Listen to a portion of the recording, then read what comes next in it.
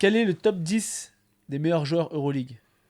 Cette année, ça c'est important. Oui, cette année. C'est important de poser les... Cette saison. Voilà, cette saison, de poser les critères parce que commencez Parce pas à qu'il y nous a dire Mathias Sosor. voilà, Mathieu Sosor, TJ Short, et Mathieu Sosor, il a le droit de revenir. Ça y est, les opérations de la cheville au Portugal, je sais pas où. C'est bon, joue au basket. Je sais pas pourquoi tu veux qu'il revienne. Mais bon, on va en parler Parce dans que le top 10. je veux qu'il revienne. Et crois-moi, dans mon top 10, il n'y a pas Kenes Farid. Sache-le.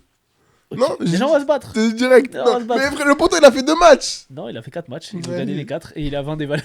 Bref, Du commençons coup, par les mentions. mention. Très bien. Alors, attends, on peut déjà dire les critères sur lesquels tu t'es basé. Oui.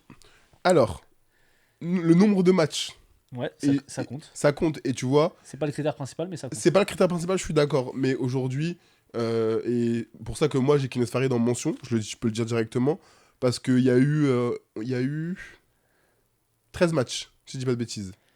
Oui, 13 Oui, matchs. 13 matchs. Tu vois, Kenes Farid, il en a joué que 4. C'est pas de sa faute à lui, hein, mais il en a joué que 4. Par rapport à d'autres joueurs qui sont là et qui ont fait les 13 matchs, pour moi, c'est un critère qui reste assez important malgré tout. Donc c'est pour ça que je l'ai en mention. Si tu l'as dans tes 10, je ne vais pas t'insulter parce que quand on regarde les matchs, bah, il est dans le top 10, matin, midi et soir. Voilà. Ok. Donc ça, c'est un premier critère pour moi.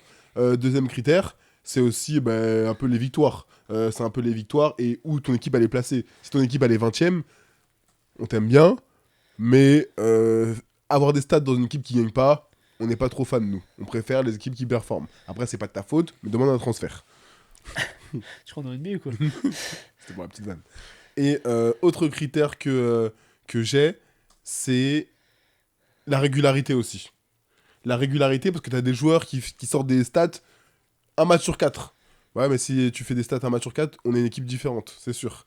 Tu te rappelles quelque chose?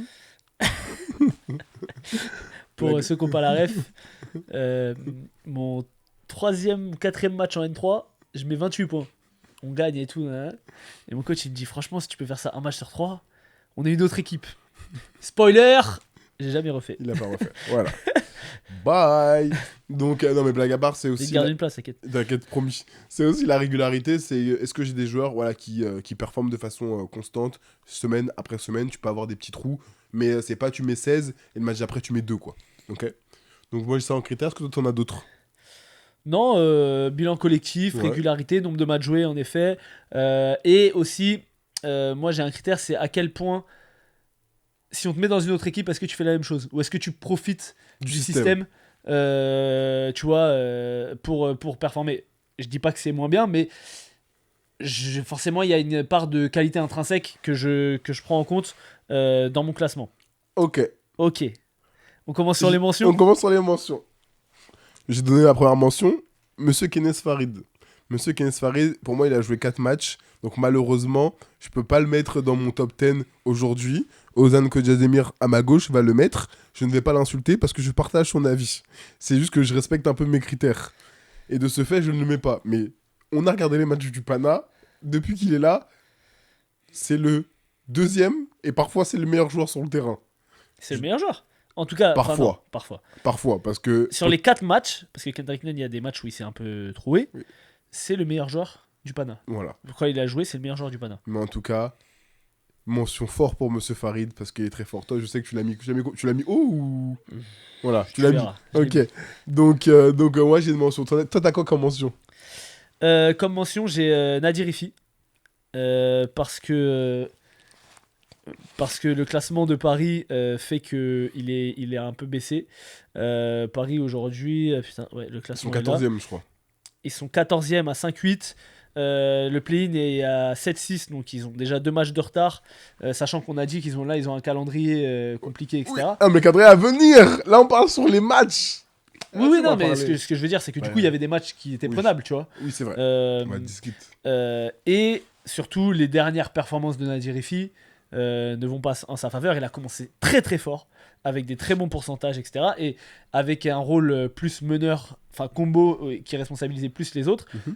où défensivement aussi il était bon. Je le vois avec l'arrivée de Jared Roden retomber un peu dans un rôle de poste 2. Et pour l'instant, sur les derniers matchs, ça n'a pas été avec un grand succès.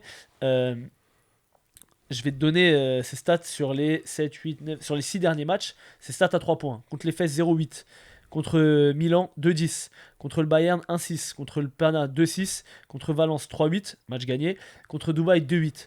Donc là, il est en train de baisser. Il était à 40%, plus de 40% à 3 points. Il est à 32. Il est en train de baisser. Et on sait que c'est une part très importante dans son jeu. Et à 2 points, il n'est pas excellent non plus. Tu vois, sur les derniers matchs, il a fait 2-8 contre les Fesses, 7-13 contre Milan, très bien. Et on se rappelle, c'est la deuxième mi-temps où il est très fort sur du drive. 6-12 contre le Bayern. 4-9 contre le Pana. 1-7 contre Valence. 2-8 contre Dubaï. Donc en fait, c'est un joueur qui est... Il fait une saison de ouf. Hein. Pour l'instant, il fait une saison de ouf. Il est à 18 d'éval. Il est un peu baissé. 20 points de moyenne. Mais les résultats collectifs, la régularité, tu le disais, fait que pour l'instant, je le mets en mention. Ce qui est déjà très bien, ça veut dire qu'il est top 20 joueur au Ligue, tu vois, sachant qu'il y a 20 équipes. Il est pas top 20, crois-moi, il est pas top. Mais je le mets pas top 10. Voilà, ça c'est ma première mention. Est-ce que tu as d'autres mentions? J'ai une mention. Timothée Luau Cabarro. Je l'ai pas mis dans mes mentions. Mais il mérite d'y être. Il est en mention parce qu'il fait une très bonne saison avec Baskonia en sortie de banc. Bien entendu, Baskonia est tout en bas, donc c'est pour ça que je le mais pas dans le top. Mais la saison qu'il fait, j'ai pas non plus regardé Baskonia beaucoup. Par contre, j'ai essayé de regarder quand même ce que Chelsea proposait. Et c'est du très très très solide. Il est quasiment à 20 points cette saison avec Baskonia. Tu donnes les stats? Tu peux donner, vas-y. 19,6 points, 3 rebonds, 1,7 passes, 1 interception, 17 déval. Donc voilà, il joue en moyenne 47% à 3 points, c'est 61% à 2 points. C'est exceptionnel, il joue en moyenne 24-25 minutes. Il joue 26 minutes. 26 minutes, donc non, bravo à lui. Donc voilà, ma mention. T'en as d'autres des mentions? Moi j'en ai une autre. Enfin Vas-y. j'en ai quelques autres. Vas-y. J'ai Trey Lyles. Tu l'as oublié? Non. Non, tu l'as mis dans ton 10.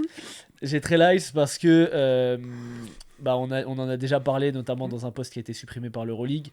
C'est un joueur qui est capable de tout faire, c'est un joueur qui est élégant, c'est un joueur qui a 14 points de moyenne, 16 d'éval, dans une équipe du Real qui fonctionne bien cette saison. C'est pas une mention, crois-moi, je te le dis. Pour moi, c'est une mention parce que j'ai aussi peut-être le recency bias, que là, sur ce match-là, cette semaine, il fait 2 points. Oui. Alors oui, contre Kaunas, il a mis 21, mais le match d'avant contre le Pana, il fait 7 points. Donc contre des équipes de haut de tableau, il a été un peu... Après, C'est ces 2 matchs où il s'est planté. Oui, non mais voilà. L'Olympiakos, début de saison aussi, mais 8 points. Et encore une fois, si t'es dans les mentions, c'est pas que t'es pas bon. Hein. Chef, tu il vois n'est pas dans les mentions, je suis pas d'accord. Voilà. Moi, je l'ai Ok, mis dans mes mentions. Vas-y. Ok. Parce que le Real, c'est une équipe où il y a beaucoup de forts joueurs. Oui. Et j'ai mis un joueur du Real et c'est pas lui. Mais voilà, pareil, si tu le mets dans ton 10, voilà. Ok, J'ai une autre mention. vas-y. Enfin, j'ai plusieurs mentions. J'ai Tornike Shengelia. Oh ouais, là, tu peux. 12 points, 5 rebonds, presque 3 passes, presque 16 déval. Dans une équipe du Barça qui aussi tient la route en termes de classement. Est-ce que j'ai les standings là? Oui, le Barça est 9ème à 8-5. Ils ont un match d'avance sur le 10ème qui est le Real. C'est le meilleur joueur. Alors, il y a Kevin Putter qui fait aussi une bonne saison. Il y a Will Clyburn qui, même s'il est un peu plus dans le dur ces derniers temps, fait une bonne saison. Mais Tornike Shengelia, c'est le meilleur joueur du Barça. On l'a vu cet été à l'Euro malheureusement, que c'est un joueur qui est capable d'être ultra dominant. Je crois que c'est contre le Partizan où il fait aussi 37 déval, un truc comme ça. Là. En même temps, contre le Partizan. Donc, très bonne saison. Mention. Très bien. Dernière mention. Vas-y. Shavon Shields. Oui. Au début, je l'avais dans mon 10. Moi, Après, je je me suis l'avais rappelé d'un autre mec. Oui. 14 points, 16 déval, 3 rebonds, 3 passes. 60% à 2 points, 35% à 3 points, donc c'est pas ouf à 3 points. Mais Milan est pareil, est à 7-6 comme le Real, assez bien placé, et surtout est sur une plutôt bonne lancée, je trouve, depuis le départ d'Ettore Messina. Donc voilà pour mes mentions. Je crois que j'ai fait le tour. Ah non, il m'en reste une. Il me reste notre ami Tyler Dorsey. J'ai pas ses stats sous la main. Mais il fait quand même une grosse saison, ce petit Tyler Dorsey. Attends, que je te retrouve les stats. Non, mais les stats, elles sont monstrueuses. Il a presque 18 points par match, 2 rebonds, 2 passes, une interception, 16 déval, 38% à 3 points, 57% à 2 points. Ah, mais gros, faut faire des choix. Hein. Oui. Il n'y a que 10 places, frère. Pour 20 équipes. Donc, faut faire des choix. Tyler Dorsey, excellente saison, mais il est quand même dans un rôle de feu follet, électron libre, qui commence très très fort les matchs, qui finit pas toujours les matchs. Wow, et t'es dur. Non, mais gros, t'as vu les joueurs à côté de qui je le mets? Il est pas nul, hein. Mais j'ai pas dit ça, mais non, je le mets à côté des Shavon Shields. C'est parmi la crème de la crème. Voilà, il est très fort. Et encore une fois, il fait un excellent début de saison. On n'oublie pas que la saison dernière, il jouait pas, qu'il y a 2 ans au Fener, c'était un Carson Edwards au Fener bis, c'est-à-dire croqueur qui était là que pour croquer. Donc, je mets ça en considération. Ok. Il est en mention, c'est très bien. Très bien. Voilà. Ok. T'as d'autres mentions? J'en ai une. Jordan Noira était pas dans mon Oh top 10. Voilà. C'est bon? C'est dit ou pas? Voilà, il est pas dans mon Ah top 10. non. Il est pas dans mon top 10. C'est bon pas? Il est T'habites pas- à l'heure dansée et il pas est- Jordan il est pas Noir. dans mon top 10. Dites-moi en commentaire. Je vais te vous dire... me Non, mais je vais te dites. dire pourquoi. Ouais, dis-moi. C'est celui qui joue le moins de matchs parmi tous les autres. Parmi tous ceux que j'ai, il a été blessé. Il joue Il joue 8 matchs, 8 matchs sur 13. sur 13. C'est beaucoup. C'est la seule raison pour laquelle il y est pas. Parce que sinon, il y est Ouais, matin, mais midi. gros, Il y est moi, matin. pour moi, c'est une raison pour laquelle je le mets plus bas, mais il peut pas ne pas l'être. Sinon, il y est matin, midi, soir. Ok. Il y est tous les jours. C'est juste qu'il joue 8 matchs sur les 13. C'est pas la moitié, mais c'est beaucoup. Là, sur les 13 matchs, En il vrai- a loupé 5 matchs. En vrai, je me suis énervé. Jordan Nora, on peut commencer, c'est mon 10e. Ok. Voilà. C'est mon 10e. Et pas pour ce qu'il produit, Moi aussi, pour la même raison. C'est mon 10,5. Parce que je vais donner Ah, les ses stats, stats. c'est incroyable. 19,4 points. Je crois qu'il est meilleur scoreur d'Euroleague. Non, c'est Carson Edwards, je crois. Attends. En tout cas, il est pas loin. Il doit être 3ème. Putain, ils arrêtent pas de nous mettre les trucs de la saison. Ah Mais de mémoire, je crois pas que ce soit lui qui soit En tout premier. cas, pour un mec qui est 25, fort scoreur, qui C'est lui qui est au premier, top scoreur. Non. Il est 3ème. 3ème, c'est ça. Voilà, c'est Nadir le premier Nadir, scoreur. Par contre, je m'attendais pas à ce que Jordan Nora soit premier à l'Eval. Je suis d'accord. Et 22. 22,1 Je d'Eval. suis d'accord. Il est à 5 rebonds au total, 33% à 3 points, 58% à 2 points. Il fait 1,6 interceptions, 2 passes par match. Alors que c'était un mec l'année dernière à l'effet, on en avait parlé quand on avait fait les mecs qui avaient explosé, qui était décevant par rapport à son profil. Et il provoque presque 5 fautes par match aussi. Donc voilà, il est exceptionnel quand il est sur le terrain. C'est vrai qu'il a raté 5 des 13 matchs. C'est pourquoi c'est mon 10e. C'est mon 10,5. Voilà. Voilà. Qui est ton 10e? Alors, Si tu mets Tyler Dorsey, du coup ça se vaut. non. Nadir Fish. Ouais. Que j'ai dans mes 10. Tu l'as dit, t'as déjà donné les stats, pas besoin de les redonner. J'ai donné les stats de Nadir Effi? Oui, on l'a donné. Ah oui, si, j'ai Si, il a donné avec. T'as même 20 dit points, 20 points et t'as même dit et qu'il 30 diminuait sur pourcentage à sur les pourcentages. Moi, je suis d'accord avec les arguments que t'as donnés. Néanmoins, il est dans mon top 10 parce que sur les 13 matchs, bien sûr, c'est pas sur la saison complète, c'est pas par rapport à l'année dernière, donc faut bien sûr remettre ça dans le contexte. Il fait partie des 10 meilleurs joueurs de ce que j'ai pu voir là sur l'ensemble des matchs cette saison. Nadir Effi, il est 10ème. Si on le sort, on le met dans les mentions, je peux l'entendre. Le mettre beaucoup plus haut, ça serait... Sachant qu'il rate un match. Hein. C'est ça, mais il rate un match. Ouais. Sachant que le mettre beaucoup plus haut, ça aurait été assez compliqué pour moi au vu de ce que tu as dit avec les statistiques et l'adresse. Je suis d'accord, donc je l'ai mis 10ème. Numéro 9, t'as qui? Numéro 9, j'ai Kenneth Farid. Moi, comme je l'ai pas. Kenneth Farid, parce que, voilà, comme tu l'as dit, c'est vrai qu'il a joué que 4 matchs. 4 matchs, 4 victoires. Il est où mon petit Kenneth? Ah, je l'ai pas ou quoi? Je l'ai pas préparé? Ah si, il est là. Kenneth Farid, on va quand même donner ses stats sur les 4 matchs. 13,5 points, 7,7 rebonds, 1,2 passes, 2 contres par match, 19,8 d'éval, meilleur d'éval de son équipe. Oui. 64% au tir, bon ça évidemment.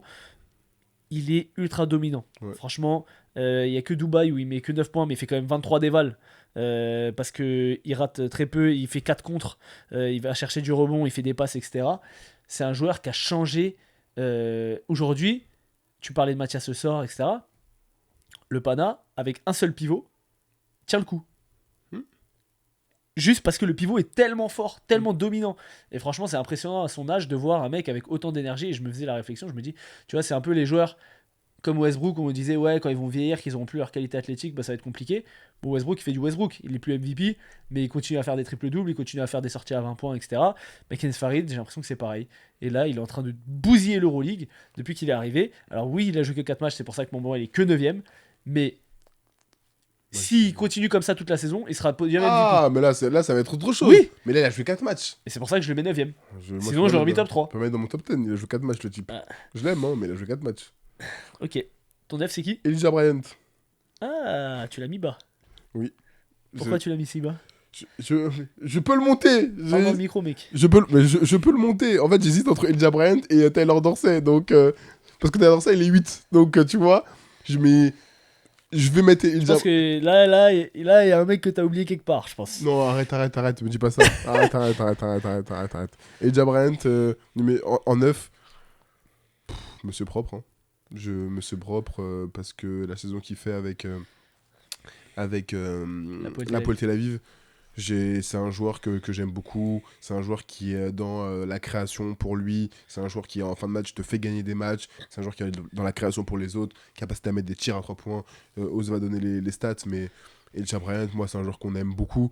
On l'avait vu l'année dernière à l'EFS aussi également. Puis là, le transfert à la Poel Tel Aviv le fait passer pas dans une autre dimension, mais à côté de comment il s'appelle, de Vassili Micic.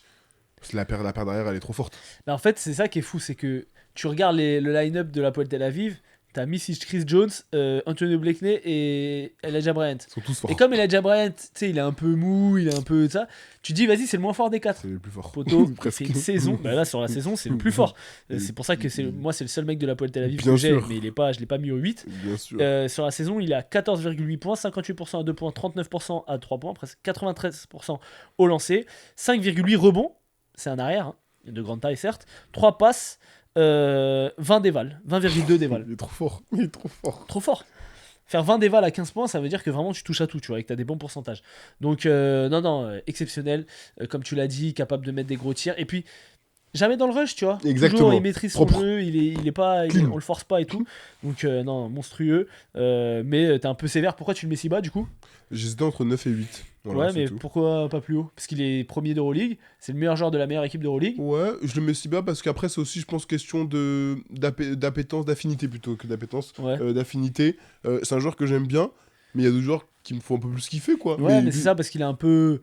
On dirait qu'il est pas. On dirait qu'il est mou en fait. Alors qu'en vrai, c'est un vrai genre de basket qui te lave. Vrai, très très mais bon joueur. c'est juste ça. Mais ouais, là où je peux te rejoindre aussi, c'est que je pense qu'il profite de l'effectif incroyable de la Poel Tel Aviv. Mais bon, c'est le meilleur joueur. Donc aujourd'hui, dire qu'il profite alors que c'est lui aussi qui crée des décalages pour Micic, pour les autres, etc. Pour Dan Oturu. Voilà. Mais ok. On l'a dans le top 10 quand même. Moi, mon 8, c'est Cody Miller-McIntyre. On en a parlé vaguement tout à l'heure. Oui. On va en parler un peu plus en détail. C'est un mec qui a 14 points de moyenne, 6,8 passes, deuxième meilleur passeur d'Euroleague. L'année dernière, il était meilleur passeur d'Euroleague, je crois. Ou c'est Tamir Blatt qui a fini. Je sais plus, en tout cas, il était top 3 meilleur passeur d'Euroleague. Ouais. 4 rebonds aussi. 1,2 steals, 15 dévals. C'est un mec sur de la transition qui est injouable, qui commence cette année à avoir de l'adresse à 3 points. Enfin, sur les derniers matchs. En fait, c'est ça aussi. C'est que sur les derniers matchs de l'Étoile Rouge, il est exceptionnel. Face à Monaco, il fait 12 points, 10 passes, 6 rebonds. Contre Valence, il fait 23 points, 8 rebonds, 3 passes. Contre l'Olympiakos, il a fait 10 points, 9 passes, mais il a été vraiment... il a eu des problèmes de faute, il fait sa 4ème faute au début du 3ème quart-temps. Mais sinon, il est vraiment monstrueux. C'est le dépositaire du jeu. Quand Cody Miller-McIntyre n'est pas sur le terrain, l'Étoile Rouge ne joue pas pareil, parce qu'on sait que c'est une équipe de contre-attaque. Et franchement, il est exceptionnel. C'est un vrai meneur. Tu vois, je vais dire un truc, et tu vas m'insulter. Je sais ce que tu vas dire, ne le dis pas. Je sais ce que tu vas dire parce que je te connais par cœur. Vraiment, c'est mon frère. Hein. N'y va pas. N'y va pas. Je sais ce que tu vas dire. N'y va pas. J'y vais pas ? N'y va pas. Ok, en tout cas. N'y va vraiment pas. Je sais ce que tu vas me dire. Moi, je le comprends. En tout cas, c'est un meneur hyper intelligent qui arrive à trouver des super angles de passe qui créent des décalages pour les autres. Et c'est aussi un mec qui est capable de scorer. Donc, on l'a dit, qui a 14 points de moyenne par match. Donc voilà. Mais par contre. Ouais, excuse-moi de t'interrompre, il est pas du tout dans le top 10 des meilleurs passeurs l'année dernière. Hein. Ah ouais ? Je te jure. TJ Short qui termine premier, ouais. Tamir Blatt en 2, Fakou en 3. Ok. Et après... Mais je vais regarder, il y a l'historique normalement. Mais il n'y a pas les moyennes sur leur historique de con là. C'est quoi ? Est-ce ça le site de l'Euroleague historique ? Je regarde l'année dernière à l'Étoile Rouge. Ok, alors il a joué 35 matchs. Combien il a fait de passes par match ? À 160. Ah bah super, c'est à moi de faire le calcul, il peut pas me mettre les moyennes. C'est quoi. ça. Non mais c'est n'importe quoi. Donc c'est TJ l'année dernière sur la saison régulière. 160 sur 35 matchs, ça fait combien ? Mais du coup, toi, t'as donné ton... 4,57, ouais. Ton Cody Miller-McIntyre. Ouais, en 8. Moi, en 8, j'ai Taylor Dorsett, on en a parlé. Okay.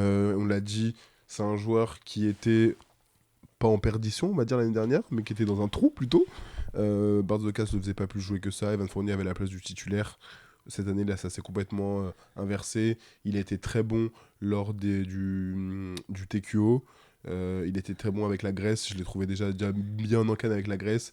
Je l'ai trouvé encore meilleur avec l'Olympiakos. Là, depuis le début de saison, il est en jambes. Il met des tirs durs. Il joue les 1 contre 1. Il a de la confiance. En fait, c'est marrant, on le sait. Hein, mais à quel point un joueur qui est en confiance, un joueur qui ne l'est pas. L'année dernière, il n'est pas du tout sur des tirs. On voit que quand il prend des tirs, il se dit si je rate, je vais sortir. Parce que ça arrive à tous les niveaux, ça je pense. Là, cette année, il sait que s'il rate des tirs même en première intention, il sait qu'il est encore sur le terrain. Parce que derrière son backup, Evan Fournier n'est pas toujours performant. Et qu'en plus, il a la confiance du coach. Donc franchement, Tyler Dorsey, c'est mon 8. Ok. Est-ce qu'il ton 7 Cody Miller McIntyre. Ok. Je sais pas qui c'est. Bon, on vient d'en parler. T'as autre chose à ajouter Non, pas plus que ça. Tu l'as très bien décrit. C'est un joueur qu'on adore. Il y a un truc que toi tu peux dire que moi je peux pas dire du coup. Non, mais je ne vais pas y aller non plus. Ça y est, merci. Cody Miller McIntyre, c'est en 7. Et c'est beau de voir un joueur progresser vraiment. Parce que sur le tir, ça n'a jamais été sa grande force, notamment le tir à 3 points. Parce Après, il est qu'à 32% sur la saison. Hein. Ouais, mais sur les derniers matchs, il met dedans. Quoi. Il met dedans, donc, et ça fait plaisir. Donc espérons que ça puisse durer pour lui. Ok, très bien. Moi, mon 7, c'est Philippe Petrousev. Ça te parle? Non. Alors Philippe Petrousev, un peu pas en odeur de sainteté quand il était à l'Olympiakos, on lui faisait pas trop confiance, alors à la fin comme il y avait des blessés il jouait. Il arrive à l'Étoile Rouge, pareil, il y a Bolomboy, donc au début il est un peu backup et tout, et puis bon, au bout d'un moment ils ont compris que le mec était quand même pas mal. C'est un 2000 je rappelle, donc il a 25 ans. Cette saison, en 13 matchs, c'est 15 points, 60% à 2 points, 41% à 3 points, c'est un poste 4-5, hein, je précise, 78% au lancer, 6,2 rebonds, 1,8 passes, 21,1 déval, deuxième à l'éval sur l'Euroleague. On l'avait déjà dit l'année dernière que c'était un top joueur d'Euroleague, il confirme cette année. À l'Euro, avec la Serbie, ils ont fait une sortie de route, voilà, mais il a été un peu, comment dire, barré par Nikola Jovic, j'ai trouvé. On a envoyé beaucoup Jovic et Jokic, mais moins Petrousev et Milutinov. Alors que Petrousev est vraiment excellent, je trouve. C'est un très très bon joueur, capable d'étirer le jeu, capable de jouer. Et moi, je l'ai déjà dit, mais pour ceux qui regardent la vidéo et qui n'ont pas forcément regardé les autres, pour moi, c'est le Blake Griffin de l'NBA. Je parle sur l'aspect point forward, pas sur l'aspect qualité athlétique, etc. C'est un mec qui est capable de te prendre un rebond, de te faire un coast-to-coast et d'être un excellent passeur pour les autres joueurs avec de la vitesse. Et c'est très rare sur des profils de plus de 2,8 m, quoi. Parce qu'il fait combien? Enfin, il doit faire 2,11. Ah oui, il est grand. Donc voilà. Voilà mon 7, Philippe Petrousev. Toi, ton 7, t'as dit déjà? Oui, j'ai dit. C'est Cody Miller McIntyre? Cody Miller McIntyre. C'est qui ton 6? En 6, j'ai Trey Lyles. Ah ouais, il est haut. Hein. Mon gars, il est trop fort. Il est trop fort. J'avoue que les dernières sorties, la dernière notamment, elle fait mal. Mais il est trop fort. Je suis désolé. S'il y a un joueur du Real qui doit être dans ce 10-là, crois-moi que c'est Trey Lyles. Pour ce qu'il fait, pour ce qu'il donne, il est incroyable. Il porte l'équipe. Alors, il y a d'autres joueurs à côté qui portent aussi, mais il porte l'équipe. Il tire à 3 points, il tire à 2, du post-up, du alley-oop, de la passe, des rebonds. Il fait tout, ce mec. Il me régale. Et on se l'est dit la dernière fois, mais qu'est-ce qu'il faut en Euroleague? Parce qu'il a tellement le niveau pour jouer en NBA. Après, il y est pas. Il est très bien pour nous, excusez-moi. Il y est pas, donc très bien pour nous. Mais pour moi, il est clairement dans le top 6. Et faut faire attention qu'il monte pas. Hein. Ok. Moi, mon 6, c'est un joueur du Real aussi. Mais tu vois, dans ma réflexion, je me suis dit, Trey Lyles, exceptionnel, et il est grand artisan de la réussite du Real. Mais il bénéficie comme de... Théo Malédon, comme Facundo Campazzo, comme Mario Hezonja, d'ailleurs qu'on n'a pas mentionné, mais c'est une dinguerie de ne pas le mentionner quand même. Non. Si, quand même. Non. C'est rien que sur le talent intrinsèque, on doit le mentionner. Mais on parle pas de talent intrinsèque, parce qu'il y a des joueurs que j'ai pas mis, et en talent intrinsèque, oui. Ok. C'est Dwayne Bacon, talent intrinsèque, oui, il non, est mais premier. non, il gagne des matchs, Mario Hezonja, quand même. Bref, mais pas Dwayne Bacon dans la même catégorie que Mario Hezonja. Non, on parle de talent intrinsèque. Voilà. Mon numéro 6, c'est le joueur le plus indispensable du Real Madrid. Oui. Walter Tavares. Oui. Et statistiquement, il est à 9 points, 6,5 rebonds. 2,1 contre par match, 14 déval. Quand Walter Tavares n'est pas sur le terrain, le Real n'est pas la même équipe. C'est vrai. Quand Walter Tavares est sur le terrain, le Real fait peur. Donc là, Krarit, Walter Tavares, top 10 des meilleurs joueurs d'Euroleague, là. Ouais. Bah, ok. C'est pas choquant. Ok. Il est plusieurs fois All Euroleague First Team ou Second Team et tout. C'est pas choquant, gros. C'est pas choquant, je vais juste faire un peu de cinéma, Oui, c'est voilà. pas choquant. Walter Tavares. Et sur les derniers matchs, tu le vois, lui et Garouba là. Oui. ce qu'ils font dans la raquette du Real, mais c'est trop. Et des fois, les mecs, ils passent et tout. Alors oui, contre Kenneth Farid, il s'est fait casser le cul. T'as oublié un mec, hein, c'est sûr. Pourquoi? C'est sûr, t'as oublié un mec. Ok. Vas-y, on on va va voir, mais c'est un mec. Ok. C'est ton 5, c'est qui du coup? Attends que je dise pas de bêtises, j'avais Trey Lyles en 6. 6, Ouais. Petrousev en 5. Ok.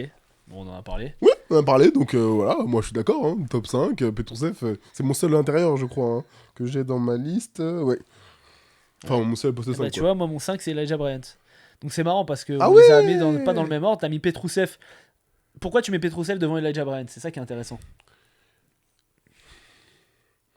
Je mets Petrousev plutôt avant Elijah Bryant parce que Petrousev, c'est un joueur que par rapport à l'année... Peut-être que je suis un peu biaisé, mais par rapport à l'année dernière, je le trouve encore plus fort d'avoir progressé par rapport à ce qu'il pouvait déjà faire. C'est un joueur qui noircit les statistiques, que ce soit points, rebonds, et aussi à l'éval bien sûr. J'ai l'impression, c'est une impression, qu'il est un peu plus indispensable à Dubaï que Elijah Bryant à la poule. Certes. Sauf que Dubaï est à 6-7 et la Poltaï est à 9-4. Mais en fait, je dis pas que l'un est meilleur que l'autre. Hein. Je parle vraiment de valuable pour le coup. Et j'ai la sensation que si tu enlèves Petrousev, ça fait beaucoup plus de mal à Dubaï que si tu enlèves Elijah Bryant à la poêle. Mais aussi, ce qu'il faut que tu prennes en compte, c'est que Dubaï a pas Mam Jaité, Oui. a pas Zanan Moussa, a pas Alexei Abramovic, a pas Dwayne Bacon. Donc forcément, quand t'as pas ton 5 majeur, entre guillemets, ou tes mecs les plus expérimentés en Euroleague, Petrousev est hyper valuable. Oui, mais Dwayne Bacon, il a joué. Il a joué, mais là, il est blessé. Là oui, mais Oui. il a joué. Oui. Abramovic, il est revenu, il est Il a reparti. fait 2 matchs. Il est revenu, il est reparti, Ouais, je suis d'accord. Et je suis d'accord pour Moussa, il a Mam. joué et Mam et Moussa, ils ont joué. Enfin, Moussa a joué 2 matchs, je crois, et Voilà. Mam a pas joué. Donc, je suis d'accord en soi, mais c'est pour ça que je l'ai un peu plus haut comparé à Elijah Bryant. Ouais, ok, moi j'ai mis quand même le classement en critère numéro Ok. 1. Et c'est pour ça que j'ai mis Elijah Bryant, mais les deux joueurs sont hyper forts. Hein, de Bien toute sûr. façon, il n'y a pas de débat sur ça. Très bien. Ok, numéro 4, Mike James. Mike James. Ah bah on est tombé d'accord sur un truc. Mais attends, quand même. Au bout d'un moment. Bon, t'y arrives ou quoi là? Non. Tu Mike... veux commencer ou tu veux que je commence? Bah non, je peux y aller. Mike James, top 4, bien sûr. Hein, et faut pas être bête. On parle pas de Monaco. On en a parlé. Mais ce qu'il fait avec Monaco, j'ai l'impression qu'en plus, sans forcer, même si des fois, il y a un visage de Monaco qu'on n'aime pas beaucoup. Mais Mike James, il est toujours dans les petits papiers. Et quand je dis dans les petits papiers, c'est-à-dire qu'il détruit les gens à la passe, au rebond, mais surtout au point.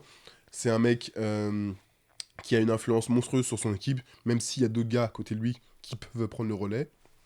Alpha Diallo, Matthew Strazel, on l'a dit. Le Elio Kobo, bien entendu, qu'on n'a même pas mentionné. Normal. Bah regarde les mentions qu'on a sorties, gros. Oui. J'aime beaucoup Elio Kobo, mais Elio Kobo qu'on n'a pas mentionné. Mais en tout cas, Mike James, pour moi, c'était déjà logique. sur la saison de Monaco, si je dois mentionner quelqu'un, je vais mettre Daniel Tice avant Elio Kobo. C'est pas faux. C'est pas faux. Donc voilà. Les stats, tu les as? Ouais. Allez, donne-nous ça. En 29 minutes, il est à 16 points, 52% à 3 points, 28% à 2 points, c'est là où le bas blesse un petit peu.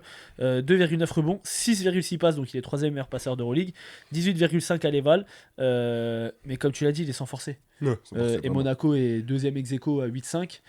Enfin, 2ème, 4ème ex-aequo, parce qu'il y a 3 premières équipes qui sont.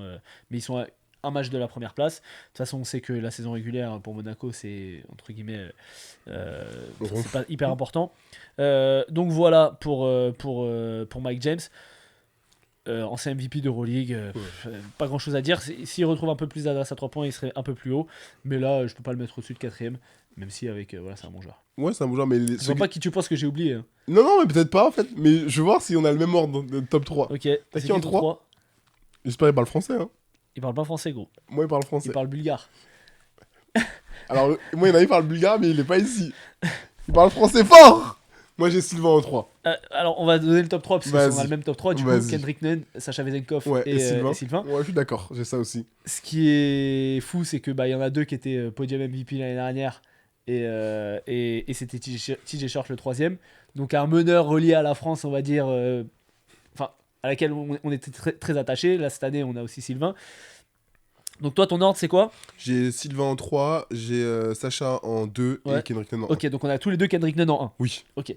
Alors, Commençons sur Sylvain et Sacha Vezenkov. Vas-y. Pourquoi tu mets Sylvain en 3 et pas en 2? Alors, je mets Sylvain en 3. En fait, si tu vas me donner des arguments pour me dire que je peux le mettre 2, il peut être 2 parce que tu vois, quand j'y repense, je suis en train de dire quoi? Sylvain, la progression par rapport à Kaunas, elle est exceptionnelle. Il a la main mise sur cette équipe, il n'y a pas de sujet. Il a encore lâché cette semaine, on n'en a pas parlé, mais il a fait un 23 et 23-11. 23-11 cette semaine encore. Donc, on peut le mettre deuxième. Je trouve qu'il a progressé comme pas possible. Nigel Williams-Goss qui est arrivé, Moses Ray qui sont arrivés, mais surtout Williams-Goss sur son poste. Il est trop fort en fait. Il est trop fort, il est létal. Je l'ai en 3. Je pourrais le mettre en 2. En fait, le truc, c'est que tu vois, Sylvain, au début de saison, tu te souviens, on avait fait top 5 des meneurs, les meneurs meilleurs de Euroleague. On avait dit, sur les 3-4 premiers matchs, il a une adresse à 3 points qui est au-dessus, il est à 60%. S'il arrive à tenir de l'adresse à 3 points, c'est un joueur qui est indéfendable. Au bout de 13 matchs, il a 43% à 3 points. Quand tu le mets dedans. 17 points, 7,3 passes, meilleur passeur d'Euroleague.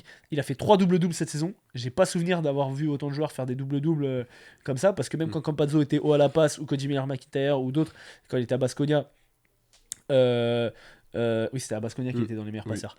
Ils n'étaient pas aussi hauts dans le scoring. Là, il est quand même à 17 points de moyenne. Impressionnant. Ouais. 32 dévals sur le dernier. Il a 21,1 dévals. C'est la deuxième ou troisième meilleure éval d'Euroleague. Et à Kaunas, sachant que il y avait Nigel Williams-Goss qui est un joueur indispensable dans cette équipe, ne joue plus depuis la journée 2-3. Et il continue à gagner des matchs. Aujourd'hui, Kaunas, ils sont 8-5, 4ème, avec Monaco, Olympiakos, Valence, Fener et le Barça. Au bout de 13 matchs, ils tiennent bon, tu vois. Alors, heureusement, ils ont toujours pas signé Lonnie Walker.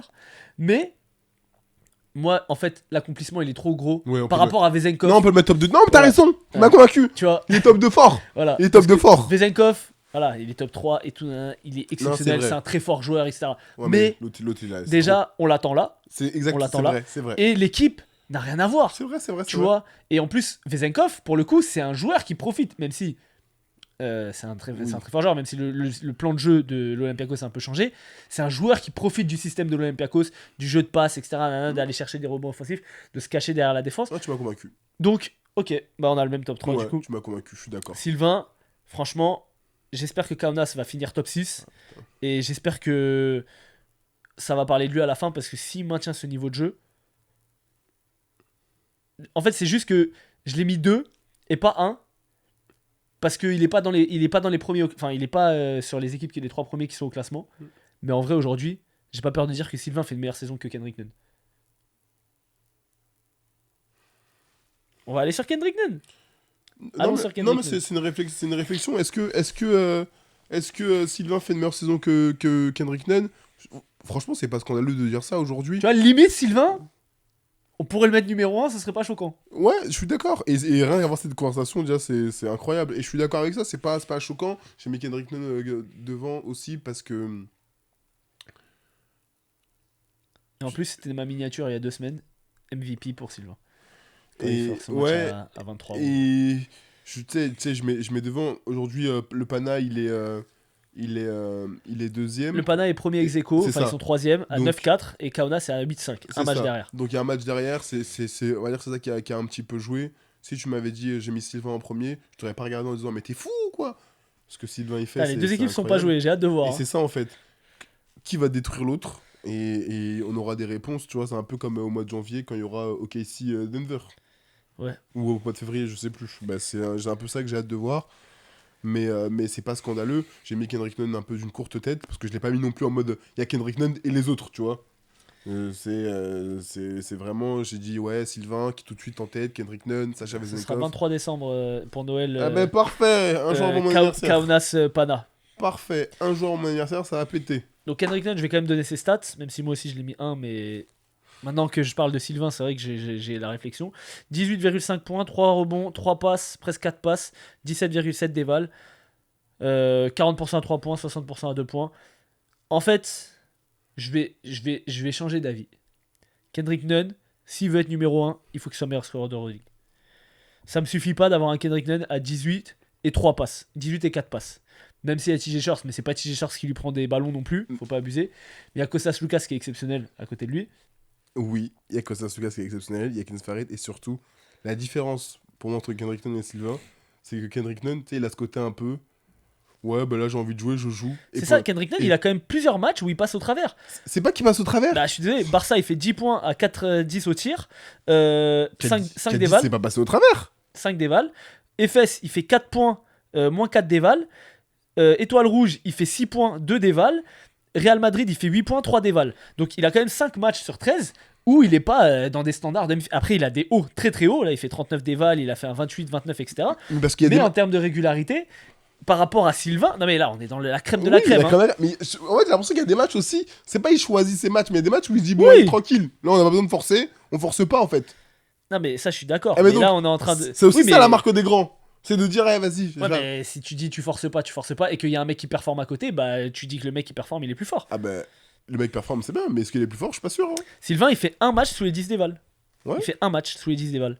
Sylvain, numéro 1. Sylvain Francisco, meilleur joueur d'Euroleague. Voilà, j'ai pas peur de le dire. Et tu te souviens, il y avait un débat où on a parlé en début de saison. Sylvain ou TJ Shorts. Bon, la saison n'avait pas commencé. Oui. Mais aujourd'hui. Non mais alors pause. Non mais il y a le contexte. Voilà, il y a le contexte parce mais, que. Non mais là aujourd'hui, TJ Shorts, il est même pas dans les mentions. Il est pas dans les mentions. TJ Shorts, on l'aime. On l'aime d'abord. Mais on va pas lui tirer non, dessus. mais parce que doucement, parce que là tu vas sur un terrain un peu glissant, doucement. Sylvain, cette saison, il fait une meilleure saison que TJ Short, il n'y a pas de débat. Voilà. Et les contextes. Pardon. Les contextes aussi font que. Mais doucement quand même. À joueur égal. Ce que je veux dire, c'est que c'était un débat. Quand on a entendu ça, on a dit waouh, la dinguerie, tu peux pas les mettre sur la même planète. On les met pas sur la même planète. Hein. Poto, si Sylvain finit cette saison comme ça, il a fait la même saison que TJ Short a fait l'année dernière. C'est faux. Pourquoi?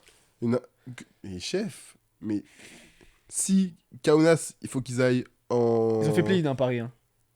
Ils ont pas fait play-in, ils ont fait play-off. En passant par le play-in, en battant le Real. Mais d'accord, mais ils ont fait play-off. D'accord. Il faut que Kaunas aille en play-off. Oui, Kaunas irait en play-off. T'as vu la saison de Paris? Il faut que tu gagnes des titres nationaux. Non, Chef. mais attends, mais alors, il gagne il est MVP lituanien l'année dernière. J'adore Sylvain. Il est en route pour ça. Mais il faut montrer, il faut prouver. Si Sylvain fait podium MVP Playoff Euroleague, il fait la même saison que TJ Short l'année dernière. Okay, on va voir s'il tient le rythme, mais à l'heure actuelle, il est sur les mêmes bases. Okay. Voilà, c'est tout ce que j'ai à dire. Ok.